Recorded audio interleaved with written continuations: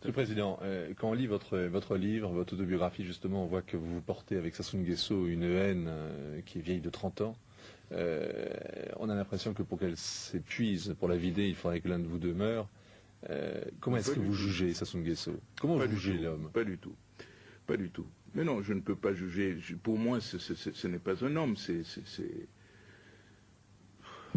Vous allez encore dire que je vais l'accabler, etc. Mais je trouve que ce n'est pas humain ce qu'il fait. C'est pas du tout humain. Donc je ne peux pas dire que c'est un homme. Alors, est-ce que c'est son métier, le métier qui s'est fait, le métier de politicien? Parce que c'est certainement pas le métier de soldat. Il a si peu été soldat. Vous jugez, vous avez dit un jour que c'était un boucher. Vous maintenez? Écoutez, pour ce qui se passe et pour ce qui s'est passé sous son règne, partout où il est passé, chaque fois qu'il en a eu l'occasion, il a tué. Mais vous avez été associé pendant une époque. Vous avez été élu en 92, par exemple. En 92, vous avez été élu avec le soutien de Sassou Nguesso. Oh. Monsieur Sassou Nguesso, que pouvait-il faire? Il avait Kolela qui avait promis un châtiment exemplaire. Il ne pouvait pas soutenir Kolela. Il fallait bien qu'il... Je ne l'ai pas vu de toute façon sur le terrain pour m'appuyer ou quoi que ce soit. Mais enfin... Est-ce que vous regrettez, est-ce que vous pensez que vous avez fait une erreur le jour où vous en êtes pris, vous êtes rentré dans un rapport de force avec lui au mois de juin, quand l'armée a encerclé sa résidence et que donc les combats ont commencé? Est-ce que vous pensez que ce jour-là, vous aviez mal évalué le rapport de force? Mais ce n'est même pas moi qui ai évalué les rapports de force, c'est la... si vous parliez de la démocratie congolaise, vous saurez que la démocratie congolaise n'est plus tout à fait comme celle qu'elle aurait pu être ailleurs sous d'autres cieux. Au Congo, nous avons des juges. Ces juges sont élus, ils sont indépendants de moi. Ce n'est pas moi qui les ai désignés. Sous d'autres cieux, on les désigne, on les nomme. Ils sont libres. Ils ont jugé inconvenant ce qui se passait dans les fiefs partout où passait M. Sassou. Ces milices tuaient, égorgeaient ou violaient. Alors, un mort... Non, mais écoutez, il faut que ces choses-là soient simplement dites. Vous étiez oublié, Monsieur le Président. Vous le saviez que l'armée allait intervenir. Vous avez donné votre aval. Mais non, ce n'est pas l'armée qui est intervenue, c'est quelques policiers. Et l'armée est venue pour essayer d'attraper ceux qui risquaient de fuir, puisqu'il avait tout son monde, tous ses miliciens avec lui. Il s'agissait d'arrêter ce qu'on considérait comme les assassins, et bien entendu tous ceux qui avaient des armes, puisqu'il avait signé un papier en même temps que nous tous, que les milices étaient interdites, et surtout lorsqu'elles portaient des armes. Mais est-ce qu'il ne fallait pas trouver un règlement politique à cette affaire?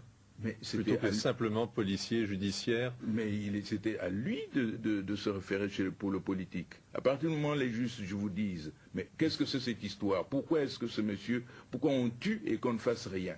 C'était à refaire, vous le referiez? Tel quel? Mais bien entendu, car c'était à lui de faire appel, car nous avons une institution. C'était à lui de faire appel à cette institution. Il s'appelle le comité restreint. Il le sait, il connaît l'existence du comité restreint qui était chargé de régler les litiges. C'était à lui de se pourvoir et se dire que je préfère que ce soit réglé autrement que de cette façon. Voici les assassins, il nous les donne, vous les voulez, les voici, il nous les donne. Il ne l'a pas donné. Il a voulu la guerre alors? Il a voulu la guerre et puis voilà. Et il s'était préparé.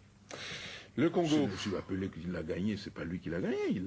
Il a fait venir les miliciens, les militaires de Dos Santos, et puis voilà, c'est tout. Et nous avons trouvé ce point. Et puis, une fois à l'extérieur de cette propriété, avec nos partisans, oui, et nous avons décidé d'attaquer les casernements du pouvoir à côté. On ne pouvait pas s'allier avec les Souba pour que nos amis de Luanda se croisent les bras. Donc nous avons obtenu un appui matériel de Luanda qui nous a permis d'aller vers la fin de la guerre. Mais je dois dire que cet appui nous l'avons obtenu début octobre 97, mais la guerre avait commencé le 5 juin 97. Et les armes venaient d'où alors? Comment elles étaient acheminées? Ah, ça, comment? Il y a les airs, il y a les mers, il y a les routes. Pour partir de Luanda au Congo, je crois qu'on n'a pas besoin d'un miracle, non? C'est un grand État qui a des avions, qui a des bateaux, Comment puis-je vous dire? Par quel chemin seraient passées ces armes pour arriver? Mais elles sont arrivées. Je vous dis, Aujourd'hui, je vous le dis, nous avons eu le général Dabira, moi et le colonel Bongo, qui était à la sécurité militaire. Nous avons eu à rendre compte au cours d'une réunion de commandement présidée par le président de la République de ce que des assassinats étaient commis et que il fallait prendre les mesures pour faire cesser cet état de choses. L'embauche, je vais vous démontrer ce qu'on vous a fait en 1959 et ce qu'on vous a fait en 1997. C'est pas fini.